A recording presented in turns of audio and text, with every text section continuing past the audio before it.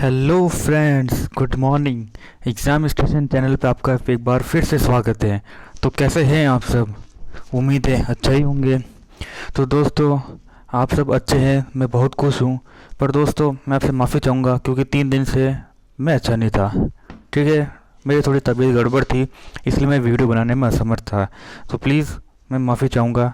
और इस बार ये वीडियो इतना मज़ेदार होने वाला ना कि आपको स्वाद आ जाएगा सच में। फिजिक्स का जादू बताऊंगा आपको मैं इस वीडियो में। ठीक है, तो दोस्तों, सबसे पहले जाके इस चैनल को आपको सब्सक्राइब करना है जो इस वीडियो पे नए हैं। ठीक है, और इस बेल आइकन को भी ज़रूर दबाएं जिससे आपको टाइम टू टाइम वीडियो मिलता रहे। ठीक है, तो दोस्तों, अपन पहले कितने चैप्टर कर चुके हैं? अपन कर चुके हैं एसआई यूनिट इन मेजरमेंट, अपन कर चुके हैं ऑप्टिक्स, लाइट, अपन कर चुके हैं साउंड, फिर अपन ने लास्ट यूनिट पढ़ा मोशन। ठीक है, तो मोशन के अंदर भी काफ़ी मस्त मस्त चीज़ें पढ़ी आपने कि भैया जिससे क्या क्या क्वेश्चन आ सकते हैं। आपने इक्वेशंस ऑफ मोशन पढ़े, उससे रिलेवेंट क्वेश्चन पढ़े, आपने ग्राफ देखने सीखे। ठीक है, तो अब क्या है कि ये जो लेक्चर है आपके मोशन का, तो ये ज़रूरी इसलिए है, ये छोटा है, कोई दिक्कत नहीं है, एकदम मस्ती से पढ़ेगा, मज़ा आएगा। ठीक है, तो ये छोटा लेक्चर है, लेकिन इसमें कुछ क्वेश्चन ऐसे होते हैं कि डायरेक्ट न्यूमेरिकल बेसिस पे आ जाते हैं। ठीक है ना, जैसे आपको मैं बताया था ना, मोशन के अंदर वैसे आ जाते हैं न्यूमेरिकल में, तो वैसे इसमें भी आते हैं। ठीक है, तो अब अपने क्या क्या टॉपिक है इसमें, पहले आपको मैं शॉर्ट व्यू बता दूं। सबसे पहले अपन पढ़ेंगे प्रोजेक्टाइल। क्या है प्रोजेक्टाइल के अंदर? पूरा ऐसे यूँ थ्योरी बेस में क्वेश्चन नहीं आते ना, उसमें डेफिनेशन पूछते हैं। ठीक है, तो क्या है कि प्रोजेक्टाइल में क्वेश्चन पूछेंगे आपसे, जैसे कि कितना थीटा मैक्सिमम होना चाहिए जिसके अंदर रेंज उसकी मैक्सिमम हो। ठीक है, कितना मतलब थीटा होना चाहिए कि जिसकी उसकी हाइट मैक्सिमम हो। ऐसे मतलब कुछ एक फिक्स डेटाबेस, या फिर जैसे आपने वो किए होंगे प्रोजेक्टाइल के 11th के अंदर डेरिवेशंस, तो उसमें रिजल्ट्स आते हैं, वो रिजल्ट्स डायरेक्ट पूछते हैं। ठीक है ना, तो चालू करें अपन। ठीक है, चलिए कॉपी पेन लाइए और चालू हो जाइए। ठीक है ना, जो जो मैं पॉइंट बोलता हूँ स्टार मार्क डालिएगा, क्वेश्चन आते हैं। ठीक है ना, पर्सनल एक्सपीरियंस से बोल रहा हूँ। चले आगे। तो दोस्तों, सबसे पहले आज अपन बात करेंगे प्रोजेक्टाइल मोशन। क्या होता है प्रोजेक्टाइल मोशन? तो याद करो, जब मैंने आपको मोशन का लेक्चर पढ़ाया था पहले वाला, तो उसमें एक चीज़ बताई थी कि सबसे पहले टाइप ऑफ मोशन बताए थे मोशन बताने के बाद। ठीक है, तो टाइप ऑफ मोशन में क्या होता है कि जैसे उसमें याद हो तो मैंने आपको एक बताया था ट्रेजेक्ट्री, एग्जाम्पल दिया था रेक्टिलिनियर मोशन के अंदर, मुझे याद है अच्छे से। जिसने नहीं देखा वो पीछे वाला लेक्चर ज़रूर देखिए प्लीज़, और पूरा लेक्चर देखा करिए, नहीं तो फिर आपको समझ में नहीं आएगा कि हो क्या रहा है। ठीक है ना, अब मैंने आज ट्रेजेक्ट्री बोल दिया तो को पता ही नहीं पड़ेगा क्या हुआ जो नहीं है। तो आप प्लीज़ पुराना लेक्चर देखिए, बहुत इंपॉर्टेंट है। कोई फालतू कचरा नहीं बता रहा, सिर्फ वो ही बता रहा हूँ स्मार्टली तरीके से कि जो क्वेश्चन आते हैं। ठीक है ना, तो दोस्तों सबसे पहले है अपने प्रोजेक्टाइल्स मोशन। ठीक है, तो प्रोजेक्टाइल मोशन का मतलब में आपको क्या होता है ट्रेजेक्ट्री। अच्छा, जो ट्रेजेक्ट्री बताई थी उसमें तो आपको याद है मैंने ऐसे मोशन में बताया था कि कोई भी जैसे पार्टिकल होता है, ठीक है ना, वो इनिशियल से चालू हो और कोई पाथ फॉलो करता हुआ एक पॉइंट पे आके रुक जाए। ठीक है ना, तो उसको अपन ट्रेजेक्ट्री मोशन कहते हैं। ट्रेजेक्ट्री मोशन लीनियर भी हो सकता है और नॉन लीनियर भी हो सकता है। याद करो, मैं अच्छे से बताया था, मुझे भी याद है। जैसे एक ग्राफ ऐसे बनाया था और ना, और एक ग्राफ मैंने यूँ बनाया था, आप जाके पीछे देख सकते हैं। ठीक है ना, तो ये भी एक तरह की ट्रेजेक्ट्री ही है। ठीक है, तो ट्रेजेक्ट्री का मतलब क्या होता है कि जो पूरा पाथ जो फॉलो कर लेना, ठीक है ना, उसको आप ट्रेजेक्ट्री कह लेते हैं, दो पॉइंट के बीच में कोई एक हाइट अचीव करके। ठीक है, तब मैं बात करता हूँ प्रोजेक्टाइल मोशन क्या होता है दोस्तों, कि it is a form of motion experienced bye an object और अ पार्टिकल। मतलब ये किसी टाइप का मोशन है जो एक्सपीरियंस करता है कोई ऑब्जेक्ट और particle, that is projected near the earth surface. लो, मैंने बना दिया अर्थ सरफेस। ठीक है, प्रोजेक्टिविटी का मतलब फेंकना या फिर चला जाना। ठीक है, तो मैंने क्या इसके डेफिनेशन के अनुसार काम कर रहे हैं अपन, कुछ स्पेशल नहीं कर रहे हैं। ठीक है ना, अर्थ सरफेस के पास से कोई पार्टिकल फेंका जाता है। पार्टिकल ऐसे भी फेंक सकते हैं, ऐसे भी फेंक सकते हैं, ऐसे भी फेंक सकते हैं, ऐसे भी फेंक सकते हैं। ठीक है ना, ये अपन ने चार जो भी पॉसिबल वेज है वो कर लिए। ठीक है ना, earth surface and move along a curve path under the action of gravity. अच्छा दोस्तों, मैंने कोई भी जैसे चीज़ ऐसे फेंक दी, तो दोस्तों क्या वो बिल्कुल ऐसे स्ट्रेट चली जाएगी? नहीं, कभी नहीं। अगर वो कोई ग्रेविटी के इन्फ्लुएंस में है ना, तो वो चीज़ हमेशा ऐसे जाती रहेगी। मतलब ग्रेविटी यानी डी एसिलेशन हो रहा है उस ऑब्जेक्ट का। डी एसिलेशन मतलब कि एसिलेशन माइनस में जा रहा है, ठीक है। एसिलेशन नेगेटिव हो रहा है यहाँ पे। तो अब क्या हो रहा है, या फिर इसको रिटार्डेशन भी कह रखते हैं। तो क्या हो रहा है, ये वेलोसिटी को धीरे धीरे कम करता जाता है ये, ठीक है ना। तो ये मैंने एक बात समझ गए ना। तो ये होता है कि ग्रेविटी के इन्फ्लुएंस में कोई भी चीज़ आती है ना, तो हमेशा उसकी वेलोसिटी कम हो जाती है, ठीक है।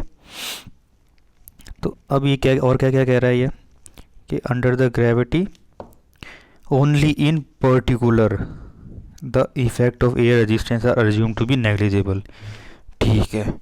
तो इसने शुरू से क्या कहा कि भैया कोई भी अर्थ सरफेस के आसपास से आपको पार्टिकल फेंका गया है, ठीक है, और वो की कर्व पाथ बना रहा है under the action of gravity, ठीक है, ओनली इन, ठीक है, ग्रेविटी के अंडर इन्फ्लुएंस में कर्व पाथ बना रहा है, ठीक है, कर्व पाथ बना दिया। अच्छा, ये मान के चल रहे हैं कि एयर का रेजिस्टेंस जीरो है, यानी उसके कोई रेजिस्टेंस ही नहीं दे रहे। तो कोई रेजिस्टेंस नहीं दे रहे, तो मैंने ये चीज़ जैसे पहनी, और कोई रेजिस्टेंस नहीं, और कर्व पाथ मैंने बनाया, ये लो कर्व बना दिया, ये मैंने कर्व बना दिया, ये कर्व बना दिया। कोई भी रेजिस्टेंस नहीं है, तो मतलब इसकी रेंज मैक्सिमम है। अच्छा, ये तो आपको मैंने बता दी प्रोजेक्टाइल क्या है। अब मैं आपको बताता हूँ क्या क्या सिस्टम है इसका। तो मैं आपको नेक्स्ट पेज पे लेके चलूँ, कोई दिक्कत नहीं ना? तो यहाँ पर आपको अच्छे से समझ में आएगा। तो अब मैं बता दूँ कि भैया क्या सिस्टम है ये मैंने बना दिया एक एक्स और वाई एक्सिस, और ये मैंने बना दी एक्स एक्सिस। कोई समस्या नहीं है? कोई समस्या? ठीक है। अच्छा, तो इसमें उसने क्या बताया कि कोई भी पार्टिकल मैंने कोई अर्थ के सरफेस से फेंका, और वो कर्व पाथ लेते हुए एक पॉइंट पे आके गिर गया, ठीक है ना। तो मैंने आपको बताया था इस मोशन को कहते हैं ट्रेजेक्ट्री मोशन, ठीक है। तो जब आपने ये चीज़ लिखी, तो इसमें ये वाई एक्सिस को क्या डिनोट करेंगे? अच्छा, तो आप सिंपल सी बात करो कि मैंने ये बॉल फेंकी है, तो बॉल है यहाँ से जाके यहाँ के गिर गई, तो आप क्या बोलते हैं भाई, ये जो दूरी, ये क्या होगा, इसको क्या कहोगे कि बॉल मेरी 200 मीटर दूर जाके गिरी है, 100 मीटर दूर जाके गिरी है, ठीक है ना। तो ये तो हो गई आपकी रेंज, इसलिए आप इसको लेंथ या फिर रेंज कह सकते हैं। तो वाई एक्सिस हो गई आपकी रेंज, ठीक है। अच्छा, फिर आप बोलो कि बॉल यहाँ गई, तो मतलब बॉल कितनी ऊपर गई, तो वाई एक्सिस को डिनोट करोगे आप हाइट से, पहली चीज़, ठीक है। अच्छा, तो कोई भी चीज़ है, बॉल है, इनिशियल में इसकी स्पीड कितनी रह सकती है? इनिशियली आपके हाथ में कोई चीज़ है तो 0, या फिर आप खुद भगते भगते आ रहे हैं और फिर उस बॉल को एक साथ में फेंक रहे हैं, ठीक है ना। तो यू कुछ भी हो सकती है, ठीक है ना। 0 भी अपन वैसे 0 मान के चलते हैं, ठीक है। तो ये तो हो गई चीज़ें। अच्छा, तो एक ऐसा पॉइंट आता है जैसे ये वाला टॉप पॉइंट, वैसे तो आप बॉल को फेंकते हैं ना, ये बॉल यहाँ मैं 3 पोजीशन लेके बता देता हूँ आपको, मस्त मज़ा आने वाला है। बस लाइक और सब्सक्राइब करना ना भूलें, ताकि पता है ना क्या होता है लाइक सब्सक्राइब से, मुझे भी इंस्पिरेशन मिलता रहे।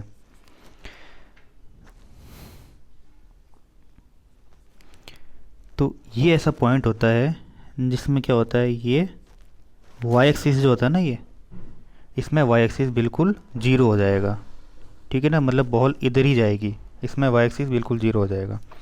यहाँ पर देखो, इसको कैसे डिनोट करोगे? अच्छा, इसको सबसे पहले आपको बता दूँ इसमें करना क्या होता है, वापस बना रहा हूँ। ये आपने ले लिया ऐसे, ये फेंक दी बॉल, ये मैक्सिमम हाइट h, और ये हो गई रेंज। तो क्या होता है, ये जब h हाइट पे यहाँ पर बॉल पहुँचती ना, तो इसमें क्या रहता है, ये जो, अच्छा आपको ये बता देता हूँ, इसमें अपन सबसे पहले रिजोल्यूशन करते हैं। ये तो हो गई वाई एक्सिस। अच्छा, ये चीज़ बताओ, जो थीटा होता है, ये थीटा मान लेते हैं यहाँ पे, तो थीटा के साथ जो होता है उसको अपन किसे डिनोट करते हैं? कॉस से करते हैं ना। तो ये हो गया आपके, जैसे मान लो ये यू एक्स कॉस थीटा, और ये हो गया ये यू वाई साइन थीटा, ठीक है ना। तो इससे आपने डिनोट कर लिया। तो ये पॉइंट जो होता है ना, यहाँ पर आके जो साइन थीटा वाला जो कंपोनेंट होता है ना, वो जीरो हो जाता है। मतलब एक पॉइंट आता है जहाँ पे बॉल आगे एक रुक से जाती है। उसके बाद क्या होता है, ये मोशन ऐसे चलता रहेगा, ये यूँ नीचे की तरफ, ये यूँ नीचे की तरफ, यूँ नीचे की तरफ।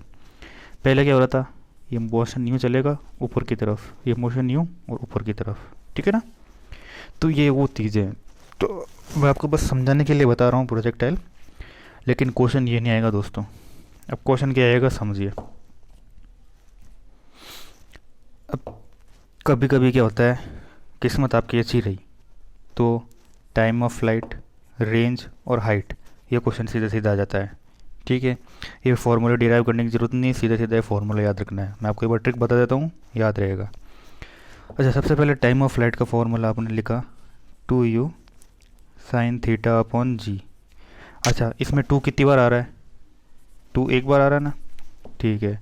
अब रेंज में देखो, 1 2 और ये 2 2, ठीक है ना। तो रेंज में आ गया 2 2। और हाइट में देखो, यानी 1 2 और 3, ठीक है ना। बहुत आसानी से याद रहेगा। सबसे पहले टाइम है, यानी सब, तो इसको कैसे याद रखोगे। अच्छा, टॉर्च से याद आया, टॉर्च TORCH, तो टॉर्च से याद रखो TR और H, ठीक है ना। तो सबसे पहले क्या आएगा, कई बार फॉर्मूले में कन्फ्यूजन होता है, मुझे भी पता है, अभी एक स्टूडेंट रह चुका हूँ, मुझे भी पता है ये दिक्कत देता है। तो क्या रहता है, सीधे सीधे कुछ याद नहीं करना कि सबसे पहले T आ गया तो कुछ नहीं करना है, 2u साइन थीटा अपॉन ये G, यानी एक बार 2 आ गया। फिर अपन क्या करेंगे, रेंज में जाएंगे। तो रेंज में क्या करना है, ये 2 हटा के ये u square sine 2 theta upon G, याद रह गया। फिर हाइट में क्या करना है, सब जगह आ जाएगा, ठीक है ना। तो ये है, तो ये फार्मूला आपको याद करना है, ठीक है ना। एक्चुअल में क्या, यही जो फार्मूला है ना, ऊपर वाला तो देखो सिंपल है, ये कोई इक्वेशन ऑफ ट्रेजेक्ट्री का फार्मूला, मतलब जो ये पूरा जो आपने ये निकाला ना पूरा सिस्टम, ये इसका जो अभी असला बारूद है पूरा, मतलब इसका माल मटेरियल का, तो पूरा जो भी हो रहा है इसके अंदर उसका फार्मूला ये है। तो मतलब कोई भी चीज़ होगी ना वो इसमें नहीं छूटेगी, ठीक है ना। तो एक तो ये चीज़ हो गई आपकी इक्वेशन प्रोजेक्टाइल की। अच्छा, अब इसमें आपसे पूछते हैं कि भैया, जैसे मान लो मैंने ये प्रोजेक्टाइल बना दिया, अब इसमें से क्वेश्चन पूछेगा कि कितने थीटा मैक्सिमम होगा जिसमें रेंज मैक्सिमम होगी। तो दोस्तों, जब थीटा होता है 45 डिग्री पे जो रेंज होती है वो मैक्सिमम होती है, ठीक है ना। अच्छा, इसका एग्जांपल भी बता देता हूँ क्या क्या होता है। भाला फेंक, यानी जिसको आप बोलते हैं ज्वेलिन थ्रो, ठीक है ना, ये भी प्रोजेक्टाइल मोशन करता है यूँ। अच्छा, फिर सैटेलाइट लॉन्चिंग देखी आपने कभी, जब मैं आपको जब पढ़ाऊँगा ना वो सैटेलाइट वगैरह ग्रेविटेशनल, तो उसमें मैं बताऊँगा जब सैटेलाइट लॉन्चिंग जो होती है ना, जब वो अर्थ से निकलती है तो उसको यूँ यूँ सैटेलाइट एक प्रोजेक्टाइल मोशन बनाती है, ठीक है ना। तो ये हो गया, सैटेलाइट लॉन्चिंग भी एक बेस्ट एग्जांपल है। अच्छा, एक बॉल, अब मान लो कि आप एयरप्लेन में ऊपर, तो किसी की मतलब 3 आ गए और वो नीचे कूद गया, ठीक है, तो वो एक प्रोजेक्टाइल मोशन करता हुआ नीचे आके गिरेगा, ठीक है ना, ग्रेविटी के इन्फ्लुएंस में। क्योंकि देखो, इस एरोप्लेन की कुछ ना कुछ यू होगा, ठीक है, तो उस आदमी भी कभी कुछ ना कुछ यू होगा। फिर मान लो इसकी स्पीड धीरे धीरे घट रही है तो वो यहाँ आके रुक जाएगा, ठीक है ना। तो जैसे ये भी हो सकता है एग्जांपल, बेस्ट एग्जांपल। तो अब मैं जो जो मेन पॉइंट लिख रहा हूँ ध्यान से लिख लीजिएगा। ये क्वेश्चन पूछते हैं, क्या क्या पूछेंगे आपसे कि at theta equals to 45 degree. मेरी बात सुनो, इस रेंज में आप 45 डिग्री रखो, कितना होता है, साइन 90 यानी 1, ठीक है ना। तो जब जैसे भी आप थीटा 45 से नीचे नीचे जाओगे ना, तो वो आपके माइनस होता जाएगा, ठीक है। तो जब थीटा 45 होता है तो आपकी रेंज होती है मैक्सिमम, ठीक है ना। अच्छा, ये हो गया पहला पॉइंट। अच्छा, अब हाइट की बात कर ले, हाइट मैक्सिमम कब होगी। आप यहाँ सीधा ही 90 ही रख दीजिए ना भाई, वहाँ 45 रखा, 45 दूनी, अब यहाँ पर 90 रख दीजिए थीटा, तो यानी 1 का स्क्वायर कितना होगा, 1 ही होगा। तो यानी at theta equals to 90 degree height is maximum. मैं यहाँ साइन 90 रखता हूँ तो साइन 91 होगा ना मेरे लिए, तो वैसे, ठीक है ना। तो ये सब वो चीज़ें हैं। अच्छा, अब अपन और क्या बात करें, एक एंगल आता है जिसमें एक ये क्वेश्चन बहुत चल रहा है, ठीक है ना, अभी लेटेस्ट में ही चल रहा है, अभी एसएससी में पूछा गया है। अब देखो एनडीए का मेरे को भरोसा नहीं, एनडीए सीडीएस का या फिर एयरफोर्स का, लेकिन हाँ अभी एसएससी में बहुत चल रहा है, सीजीएल वगैरह में। कि ऐसा पूछते हैं कि at which angle R and H are equal. तो मतलब ये पूछते हैं कि रेंज और हाइट इक्वल कब हो जाती है, तो ये एंगल पूछते हैं। तो ये एंगल हो जाता है लगभग थीटा इक्वल्स टू 75.96 डिग्री पे, ठीक है ना। तो ये 3 पॉइंट आप स्टार मार्क बना के लिख लीजिएगा, ये क्वेश्चन पूछे जाते हैं। और इसमें से डेफिनेटली अगर क्वेश्चन पूछा गया प्रोजेक्टाइल में तो मतलब ये पूछा जाएगा, ठीक है। तो ये अपने हो गया प्रोजेक्टाइल पूरा। आई होप समझ में आया होगा। मैं बस फिर से लिख देता हूँ।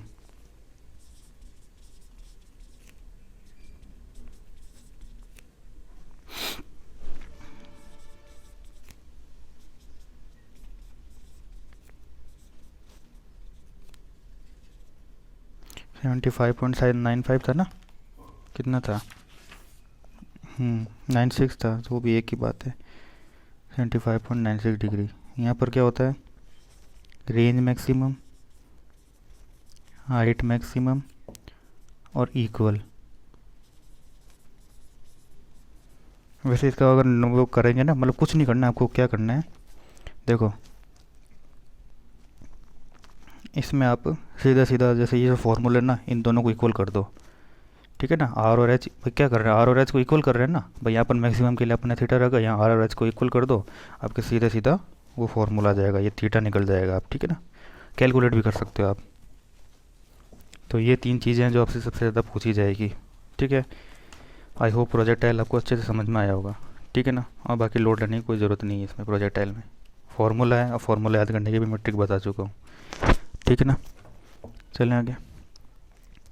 तो अपना सबसे इम्पोर्टेंट टॉपिक है अब फोर्स। एक्चुअल में अब मैं आपको इसमें से सबसे पहला पॉइंट अपना, आपका क्वेश्चन नहीं आता है कि भैया क्वेश्चन क्या आएगा इसमें से, तो दोस्तों क्वेश्चन आता है इसके लॉज में से, थ्योरेटिकल क्वेश्चन आएगा, या फिर जो लास्ट में न्यूमेरिकल कराऊंगा उस टाइप के वो न्यूमेरिकल आ सकता है।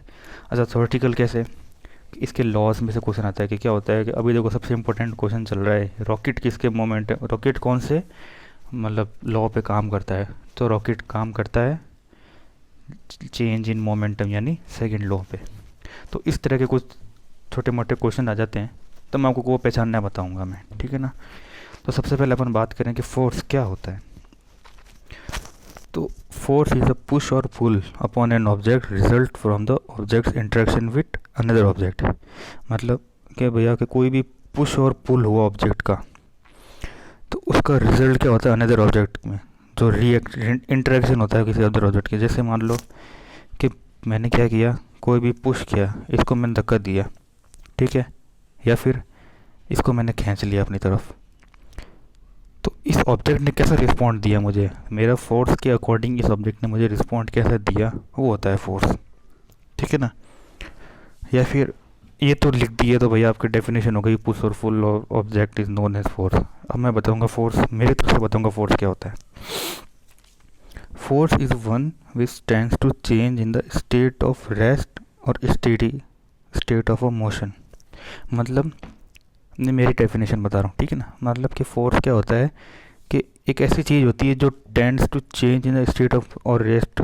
मतलब कि कोई भी जैसे बॉडी है तो उसको आप मोशन में ला रहे हैं, उसको आप रोक पा रहे हैं, ठीक है ना, यानी आप उसके मोशन में चेंजेस ला रहे हैं, तो आप वो कहलाता है दोस्तों फोर्स, ठीक है ना। यानी चेंज इन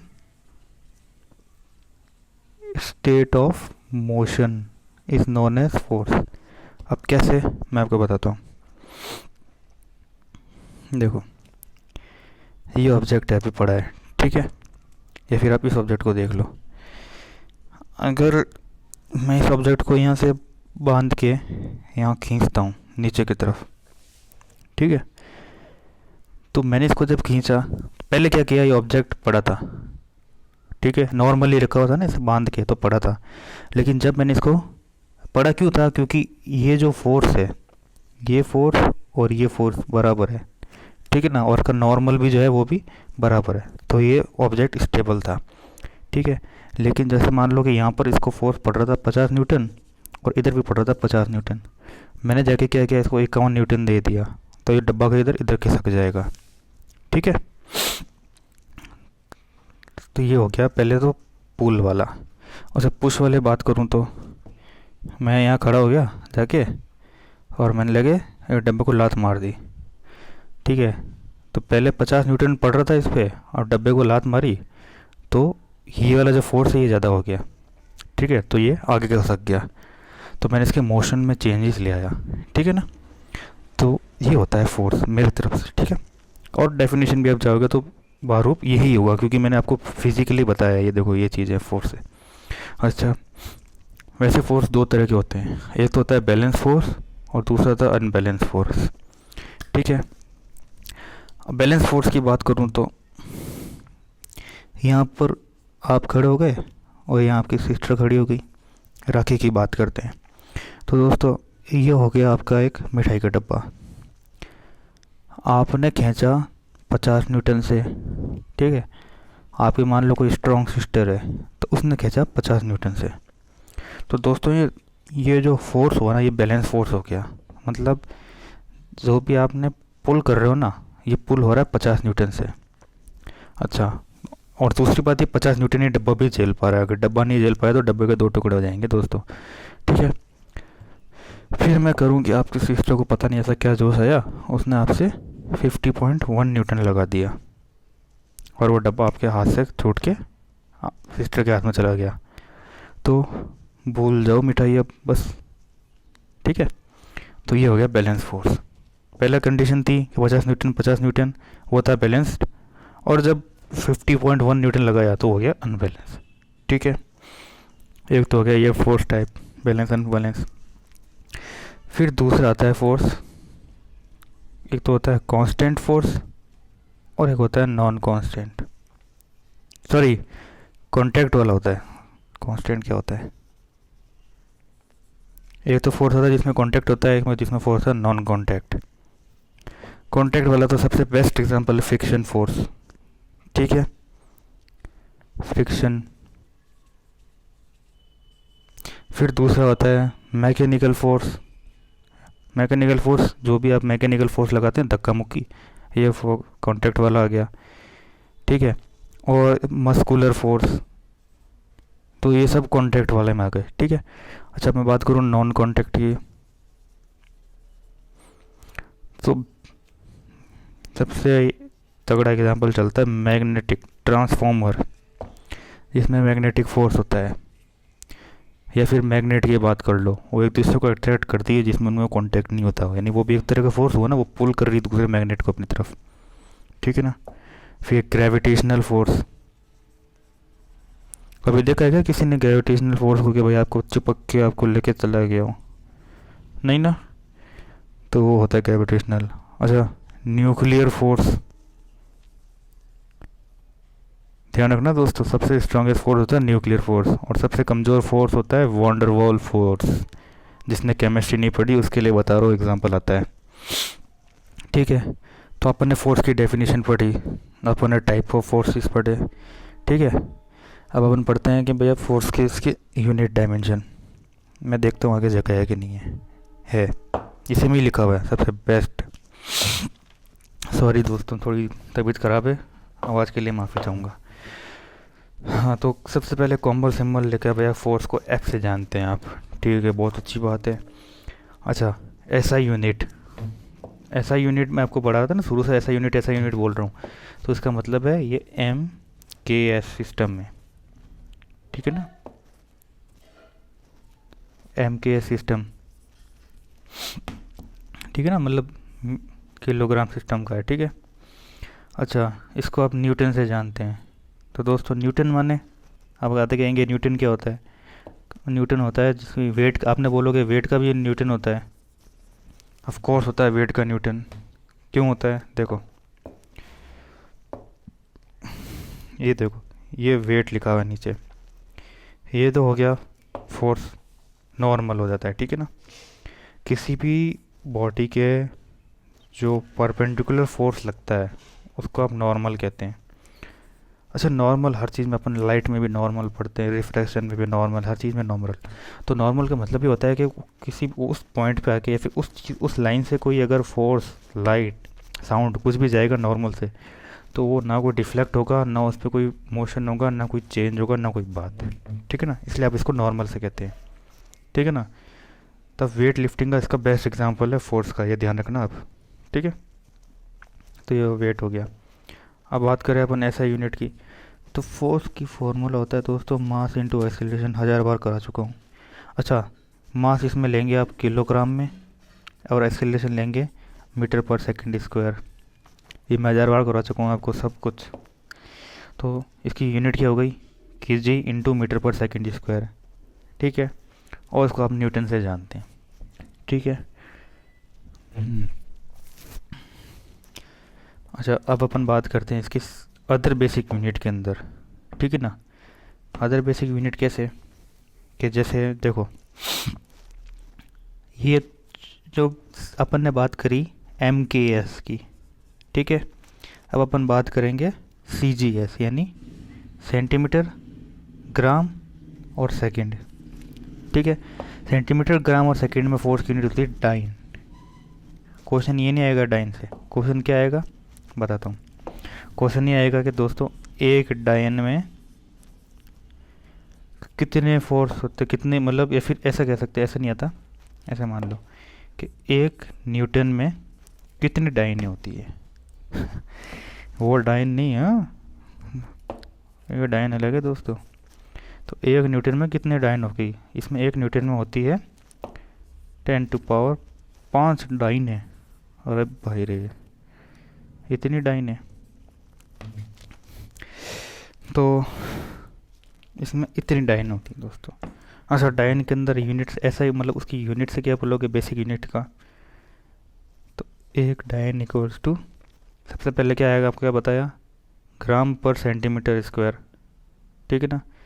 तो 1 ग्राम हो जाएगा, ठीक है ना। 1 ग्राम डॉट सेंटीमीटर पर सेकंड स्क्वायर, ये होगी इसकी डायन में। और ये चीज़ याद रखना, ये चीज़ पूछते हैं इसमें, ठीक है ना, फोर्स के अंदर, समझ गए। अच्छा, ये तो हो गई डायन के अंदर, ये क्वेश्चन हो गया। इसकी डायमेंशन की बात कर लें अपन। डायमेंशन कैसे निकालेंगे, मास इंटू एक्सीलरेशन। मास कैसे लेंगे आप, केजी में, ठीक है। एक्सीलरेशन मीटर पर सेकंड स्क्वायर। तो क्या हो गया इसका डायमेंशन, m1, लेंथ हो गई L1, 2 हो गया माइनस, ऊपर जाकर कैसे होगा, -2 हो जाएगा, m1 L1 t की पावर -2, समझ गए। ये इसकी डायमेंशन हो गई, ठीक है। अच्छा, मैंने आपको डायन के अंदर बता दिया, अब मैं आपको FPS में ही बता देता हूँ। कभी कभी आजकल कंपटीशन टफ होता जा रहा है, तो ठीक है ना। तो पाउंड के अंदर आप इसको कैसे लेंगे, पाउंड, ठीक है ना। तो इसमें 1 पाउंड होता है 1 LB, ठीक है ना। वेट LB मानी पाउंड में लेंगे, LB यानी होता है ना, पाउंड से डिनोट करते हैं, आपको बताया था ऐसा यूनिट है मेजरमेंट। और फीट, ठीक है ना, FPS सिस्टम, फीट और सेकंड का सेकंड स्क्वायर, ठीक है। टू बी क्लियर, तो ये वो चीज़ें, 3 चीज़ें आपको पॉइंट करके बताई थी, यानी एक न्यूटन कितने डायनों के बराबर होती है, 10⁵ डायन। तो ऐसी ऐसी चीज़ें, ये क्वेश्चन पूछे जाएंगे आपसे, ठीक है ना। और ये आपको मैं डायमेंशन करा चुका हूँ, m1 L1 t की पावर -2, ठीक है। अच्छा, वेक्टर कैसी क्वांटिटी होती है बताइए। तो क्या मैं मान के चलूँ वेक्टर एक ऐसा ही क्वांटिटी होती है, सॉरी, वेक्टर क्वांटिटी होगी, क्यों, क्या क्या, देखो ये डब्बा है, इस डब्बे को मैं यहाँ से फोर्स दूँ तो ये अलग मोमेंट दिखाएगा, ये भी इसकी वैल्यू अलग देगा फोर्स की। इस डब्बे को मैं यहाँ से फोर्स दूँ तो अलग देगा, यहाँ से फोर्स दूँ अलग देगा, यहाँ से फोर्स दूँ अलग तरीके से वैल्यू देगा, रिजल्टेंट अलग आएगा इसका, ठीक है ना। तो जिस वैल्यू में रिजल्टेंट आ जाए, जिसका अपन रिजोल्यूशन निकालना पड़े ना, तो वो वेक्टर क्वांटिटी होती है। ये भी आपको मैं 1000 बार बता चुका हूँ, फोर्स भी। ठीक है, तो अपन ने फोर्स के बारे में बात कर ली अच्छी तरीके से। ठीक है, अब हम बात करते हैं जो मेन क्वेश्चंस आते हैं जहाँ से। ठीक है, कि क्वेश्चन कहाँ कहाँ से आते थे। सबसे पहले अपन बात करें एनएलएम के अंदर, न्यूटन्स लॉ ऑफ मोशन। तो एनएलएम है क्या? ठीक है ना, तो NLM related to an object motion of force acting on it.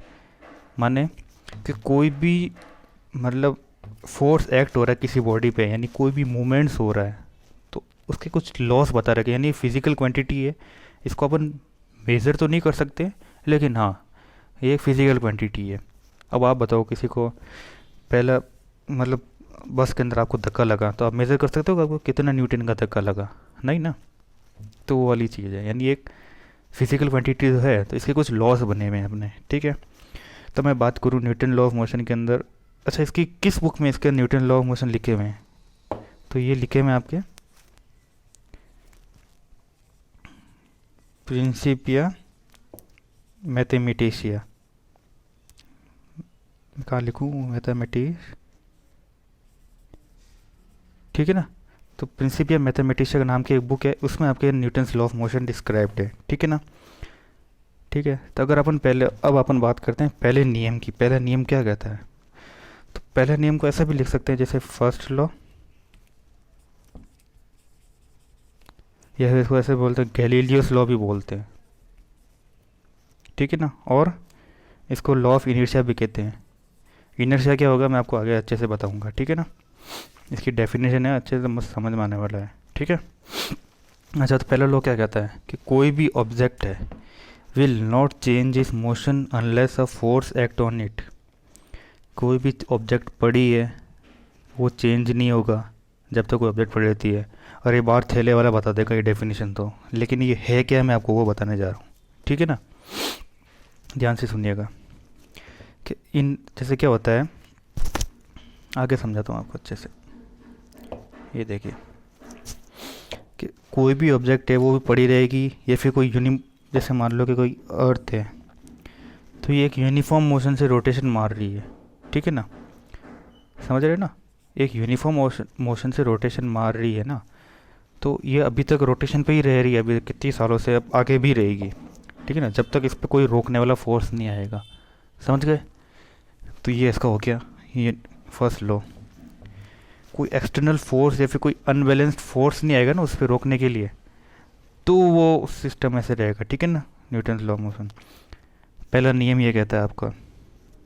ठीक है, अच्छा, मैं इनर्शिया की बात करूँ तो आपको छोटा सा बता देता हूँ कि जिस तरह इलेक्ट्रिकल तार के अंदर एक रेजिस्टेंस होता है ना करंट को रोकने के लिए, उसी तरह किसी फोर्स को रोकने के लिए होता है इनर्शिया। या फिर कोई भी मोशन ऑफ ऑब्जेक्ट हो रही है ना, कोई भी मोशन हो रहा है ऑब्जेक्ट का, तो उसका बोल सकते हैं इनर्शिया। ठीक है ना, अब जैसे देखो ये एग्जांपल देखो क्या हो रहा है, ये बॉडी है, अभी फुटबॉल है, ये यहीं के यहीं पे पड़ी रहेगी जब तक इस पर कोई फोर्स नहीं आया। कभी देखा क्या हिलते हुए इसको ऐसे अकेले में बिना हवा के अंदर? फिर कोई भगता भगता आया लड़का और उसने लात मार दी, तो मतलब कोई एक्सटर्नल अनबैलेंस फोर्स आया इस बॉल पे, तो इस बॉल के अंदर मोशन आया, बॉल उड़ गई। कहाँ उड़ गई? The object in the motion will continue with constant speed and direction. मतलब जिस डायरेक्शन से अपन ने मारा उसके अपोजिट डायरेक्शन में बॉल चली गई। लात इधर से मारी, इसके अपोजिट डायरेक्शन में बॉल चली गई, तो ये बॉल गई और जाके एक नेट पे टकराई। अच्छा, नेट पे टकराई तो यहाँ पर इसको रेस्ट पे आ गई बॉल तो। ठीक है ना, बॉल यहाँ पर नेट पे आई तो रेस्ट पे आ गई। लेकिन क्या होता है, ये जो नेट जो होता है ना वापस इधर की तरफ धक्का देता है इसको, यानी इस नेट ने वापस मोशन किया, यानी एक इसने वापस जो पहले इसके अंदर जो काइनेटिक एनर्जी स्टोर हो रही थी ना, तो वो वापस इसने फेंकी है बॉल को। तो ये कुल मिला के जो एनर्जीज, पावर, फोर्सेस वगैरह जो भी सब यूज़ करके जो अपन जो मूवमेंट्स हो रहे हैं, तो उसको आप मतलब न्यूटन्स लॉ ऑफ मोशन में फर्स्ट में डालते हैं। ठीक है ना, तो ये हो गया अपना पहला मोशन। ठीक है, अच्छा, मैं इनर्शिया को बता देता हूँ इनर्शिया क्या होता है। तो इनर्शिया कहता है this tendency to resist change in their state of motion is describe as inertia. कोई भी रजिस्ट हो रहा है बॉडी के चेंज इन मोशन में, उसको आप कहेंगे इनर्शिया। समझ गए कि मतलब मोशन के अंदर चेंज, मोशन के अंदर कोई भी बाधा डालना किसी भी, जैसे मान लो ये बॉल है, ठीक है ना। अब देखो क्या इसका सबसे बेस्ट एग्जांपल जानने जा रहा हूँ। आप जैसे क्रिकेट के अंदर देखते हैं तो कोई बहुत स्पीड से उसने बॉल फेंकी, लेकिन कभी कभी देखते हैं वो बॉल लहराती है ऐसे ही। ये बॉल जैसे मान लो ये विकेट लेके या खड़ा है वो बैट लेके, तो आपने बॉल फेंकी तो बॉल यूँ लहरा के फिर जाती है सीधी विकेट पे लग जाती है, ठीक है ना।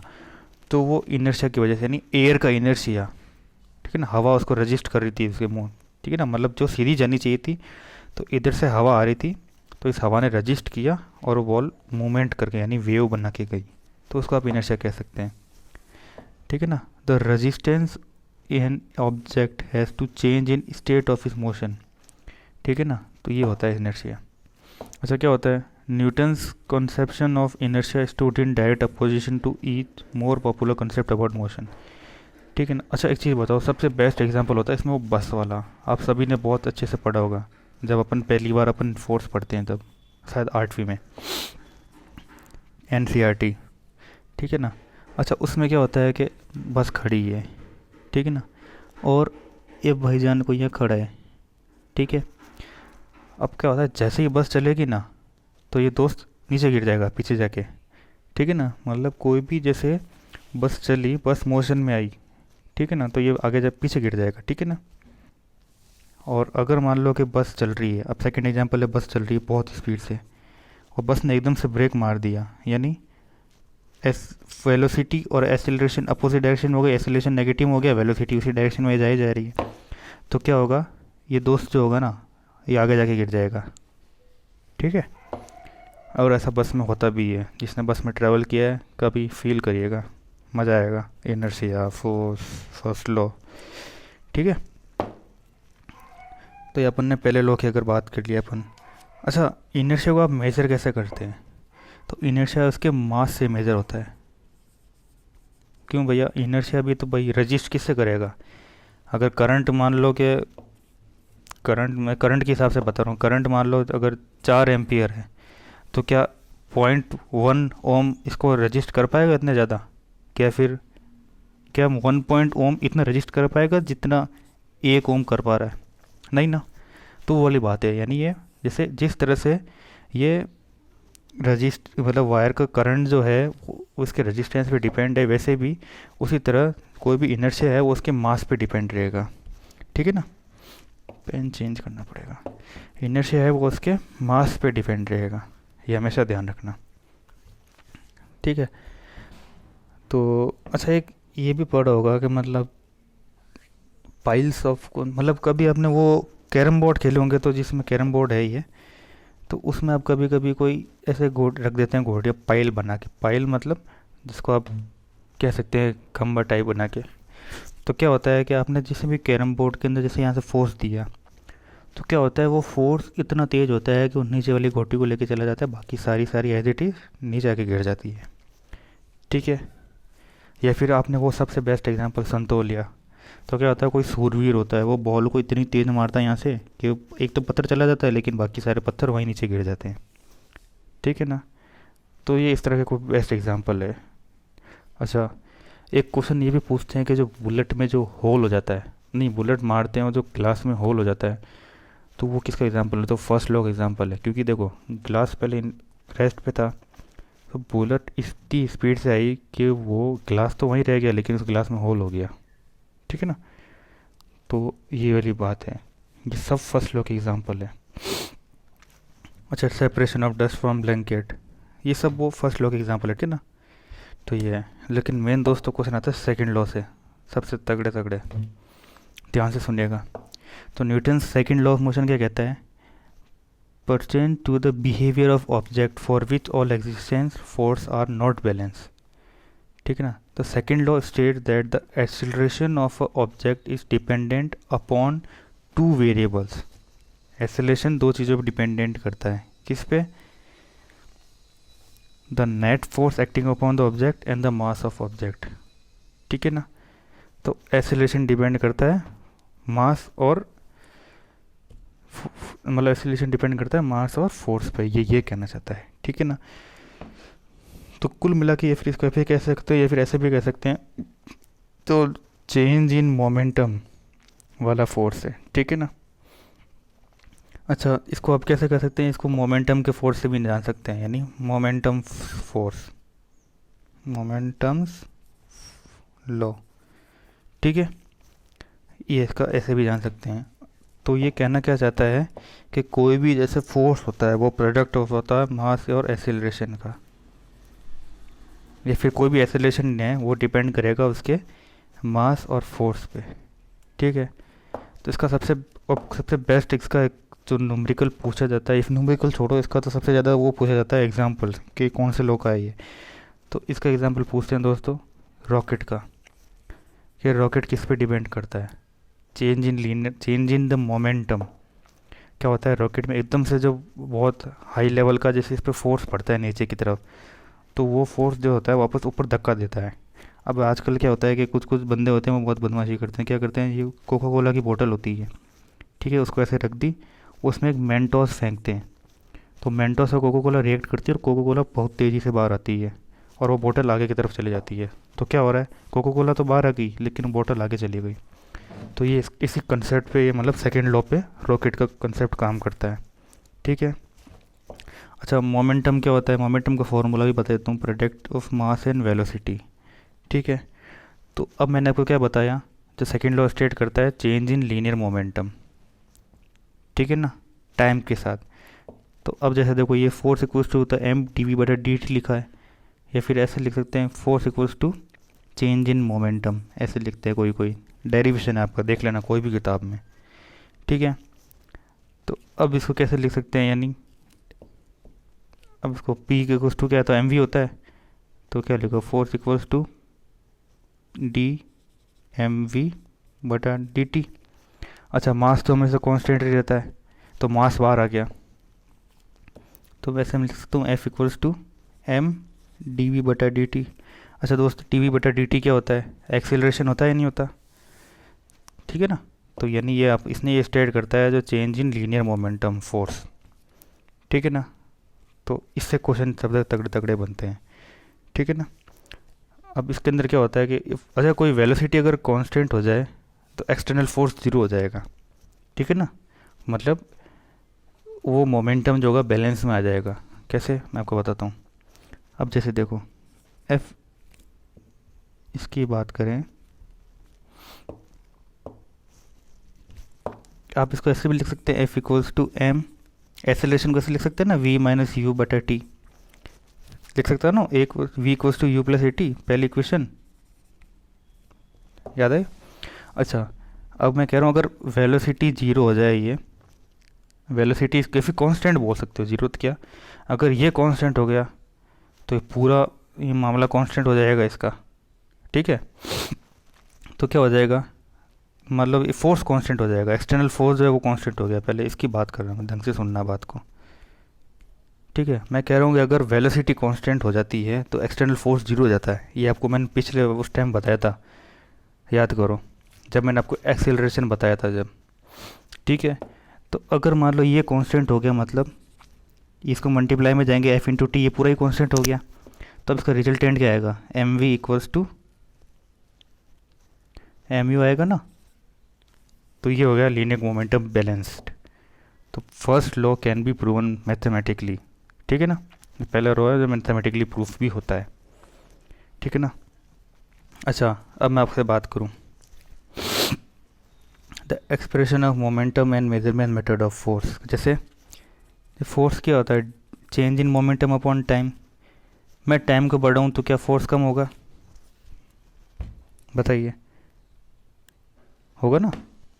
टाइम कैसे, अब मान लो कि कोई भी हाई जंप करते हैं अपन, तो एथलीट होता है वो भग के आता है ना, बहुत तेज़ भग के आता है और एकदम हाई जंप करता है, ठीक है, वो सैंड बेड पे गिरता है तो उसकी लगती नहीं है, क्यों, क्योंकि उसने टाइम बढ़ा लिया तो उसका फोर्स कम हो गया, ठीक है।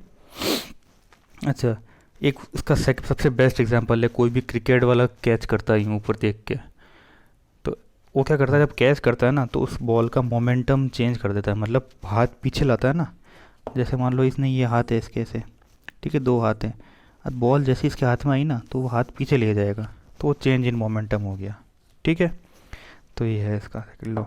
अब थर्ड लॉ क्या कहता है दोस्तों, कि कोई भी if an object A exert a force on object B. अब जैसे अपन बात करें कि कोई भी एक ऑब्जेक्ट है, वो दूसरे ऑब्जेक्ट पे फोर्स लगा रहा है, तो वो जो फोर्स होना चाहिए ना, वो मस्ट बी इक्वल मैग्नीट्यूड का होना चाहिए और अपोजिट डायरेक्शन का होना चाहिए। जैसे फिर इसको आप एक्शन और रिएक्शन फोर्स भी कह सकते हो, ठीक है। अब मैं बात करूं इक्वल और अपोजिट कैसे, ठीक है। अब ये वही मिठाई के डब्बे वाली बात हो गई। तो दोस्तों ये सिस्टर कह रही है ये मिठाई का डब्बा मैं लूँगी, और ये सिस्टर कह रही है मिठाई का डब्बा मैं लूँगी, तो वो छीना झपटी हो गई, ठीक है। 5 न्यूटन और 5 न्यूटन वाला, ठीक है ना। तो F1 इक्वल्स टू F2 हो गया, इक्वल एंड अपोजिट है, कैंसिल आउट हो गया, ठीक है, फोर्स। लेकिन दोस्तों अगर एक भी फोर्स ज़्यादा हुआ, अब जैसे एग्जांपल देखो, इसने 500 न्यूटन का फोर्स यहाँ लगाया, ठीक है, इसको खींच के रख रहा है ये बैलेंस फोर्स में, ये दीवार नहीं आ रही इस पर। लेकिन दोस्तों अब ये हाथी है, और ये हाथी को ऊपर 500 न्यूटन का फोर्स लगा रहा है, ठीक है, बचा हुआ अभी तक। लेकिन दोस्तों अगर हाथी ने 501 न्यूटन का फोर्स लगा दिया ना, तो ये लड़का नहीं बचेगा, ठीक है। तो वो वाली बात है, ठीक है ना, जितना फोर्स ये लगा रहा है उतना ही फोर्स वो लगाना चाहिए, तब फोर्स बैलेंस होता है। इसको एक्शन रिएक्शन कहते हैं। एक्शन और reaction are equal and opposite but doesn't cancel out because both are acting to different object. कैसे, जो एक्शन रिएक्शन फोर्स होता है ना, मैंने आपको, अब मान लो मैंने किसी को थप्पड़ मारी, ठीक है, तो उसके रिएक्शन में उसको थप्पड़ मार दी उसने मुझे वापस, तो एक्शन रिएक्शन फोर्स कहलाएगा। कौन, एनएलएम का थर्ड मोशन क्या आएगा, ठीक है ना। या फिर स्विमिंग के अंदर देखो, आप हाथ मारते हो और खींचते हो पानी को पीछे, तो पानी भी आपको आगे धक्का देता है, ठीक है। बोट का एग्जांपल, बोट में आपने पेंडल मारा और बोट आपको आगे लगी।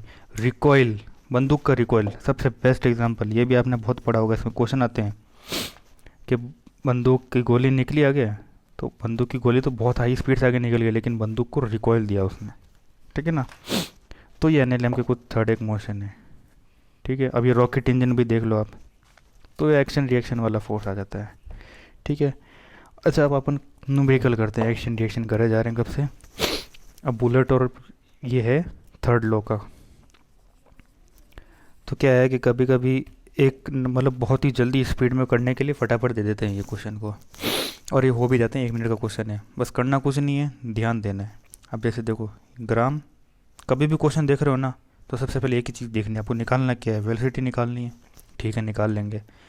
आपकी यूनिट सबकी बराबर है, देखो ग्राम, मीटर पर सेकेंड, किलो नहीं है ना, सबसे पहले भक्के इसको किलो में कर दो। किसकी, मास ऑफ पिस्तौल है, तो किलो करोगे तो कितना हो जाएगा, 20,000 हो जाएगा, ठीक ना, सॉरी 2,000 हो जाएगा ना, ठीक है। अच्छा अब चलें आगे 2,000 का में। अब देखो मास ऑफ बुलेट कितना है, 20 ग्राम है, ठीक है। मैं आपको एक काम करता हूँ, मैं पहले एक बार यहाँ पर डाटा लिख देता हूँ, गिवन, सॉल्व अपन नेक्स्ट पेज पे करेंगे। मास ऑफ बुलेट कितना है, 20 ग्राम, ठीक है। मास ऑफ पिस्टल देखो 2,000 कर देना, ठीक है। अच्छा वेलोसिटी किसकी है, ये पहले कहते हैं फायर्ड विथ वेलोसिटी, यानी बुलेट की वेलोसिटी दे रखी है, वेलोसिटी ऑफ बुलेट 150 मीटर पर सेकंड, ठीक है ना। अब अपन को निकालना क्या है, वेलोसिटी ऑफ पिस्टन निकालना है, ठीक है।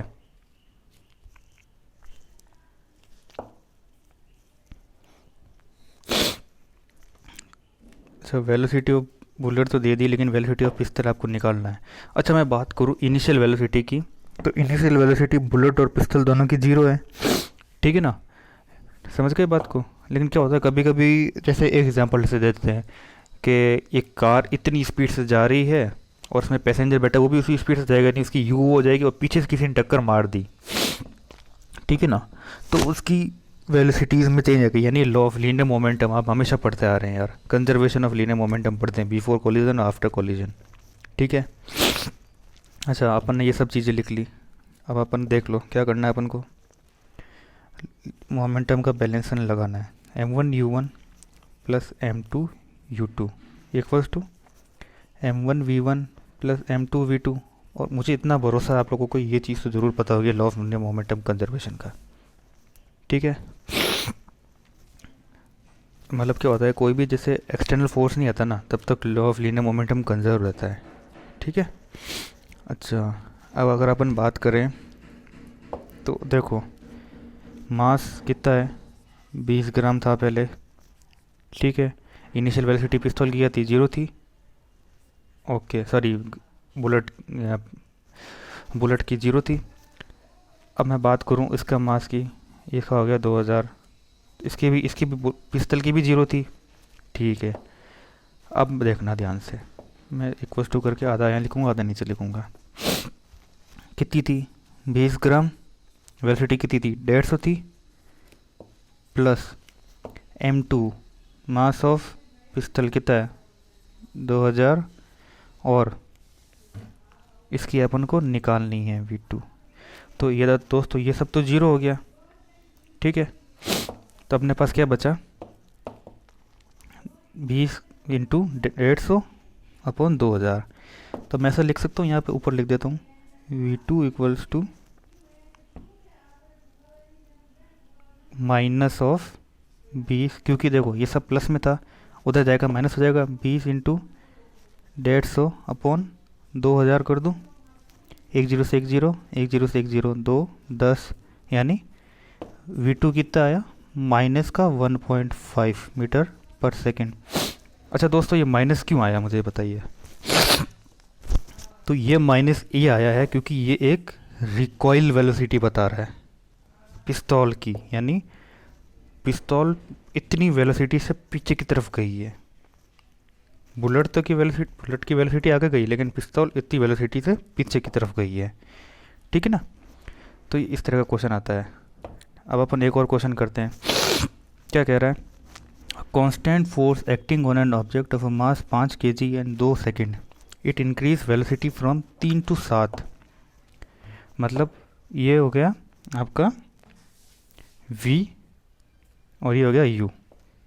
v दे रखा है 7 और u दे रखा आपको 3 मीटर, और टाइम दे रखा आपको 2 सेकेंड। मतलब पहले के लिए आपको क्या करना है, फाइंड अप्लाइड फोर्स। ठीक है, तो कोई दिक्कत नहीं है। इन सब से क्या मैं एक्सेलरेशन नहीं निकाल सकता फर्स्ट इक्वेशन ऑफ मोशन से, ऑफ कोर्स निकाल सकता हूँ। तो फोर्स क्या होता है, मास इंटू एक्सेलरेशन हो जाएगा। मास आपको दे रखा है 5 kg। ठीक है, अच्छा इसमें मास kg चेंज मत कर देना, क्योंकि इसकी बेसिक ऐसा यूनिट होती है kg इंटू मीटर पर सेकेंड स्क्वायर फोर्स की। ठीक है ना, तो चलो आगे निकालते हैं अपन, फाइंड अप्लाइड फोर्स। तो सबसे पहले कुछ नहीं करना आपको, for time t equals to 2 second के लिए निकालो। यानी क्या होता है, v minus U by T कर सकता हूँ। v कितना है दोस्तों, 7 माइनस 3 यानी 4/2। कितना आ गया एक्सेलरेशन, एक्सेलरेशन कितना आया, 2 आ गया ना, 2 मीटर पर सेकेंड स्क्वायर। अच्छा फोर्स कितना था, 5, एक्सेलरेशन आया 2, सॉरी मास था 5 और एक्सेलरेशन आया 2, तो फोर्स कितना आया, 10 न्यूटन आया। ठीक है, क्लियर। तो पहला हो गया अपने पास। अब टाइम पूछ रहा है 5 सेकेंड के लिए, तो 7 माइनस 3 अपॉन 5 करो, कितना आ जाता है, 4/5 आएगा। अब देखो, अब वापस इसके लिए निकालो, मास इक्वल्स टू 5 इंटू 4/5, 5 से 5 गया तो फोर्स कितना आया, 5 न्यूटन आया ना। बस ये इस तरह के बेसिक क्वेश्चन आते हैं। तो क्या आप यार ये इतना ईजी डाटा है, आप इसको नहीं कर सकते क्या। मैं कह रहा हूँ जो 7वीं 8वीं बच्चा जो पढ़ रहा हो ना पहली बार एनसीईआरटी, वो कर देगा इन क्वेश्चनों को। ठीक है ना, तो इस तरह के क्वेश्चन आते हैं आपके पास। ये क्वेश्चन एनडीएस सीडीएस में भी आएंगे, आपके टेंशन मत कीजिए। और ये क्वेश्चन एसएससी में भी इसी तरह के ही आते हैं। नहीं, एसएससी में एक्चुअल में क्या नहीं आते, क्योंकि एसएससी में बेसिक क्वेश्चन पूछेगा आपके, जैसे वो फोर्स के एग्जांपल से, पाइल से और वो हैंड कैचिंग से, वहाँ से। ठीक है, तो अपने इस तरह क्वेश्चन आ गए। अब अपने क्या बचता है लास्ट में, इम्पल्स। क्या होता है इम्पल्स, पढ़ते हैं। इम्पल्स को सिंपलाइज करते हैं बाय जे और आईएमपी से, तो पहली बात तो। अच्छा, it is a integral of a force F over the time interval. मतलब कोई भी फोर्स होता है वो उसका मल्टीपल होता है चेंज इन टाइम, यानी इम्पल्स, इसको आप जे से लिख सकते हैं, इक्वल्स टू जो फोर्स अप्लाइड होता है किसी कम से कम टाइम पे, उसको आप कहते हैं इम्पल्स। ठीक है ना।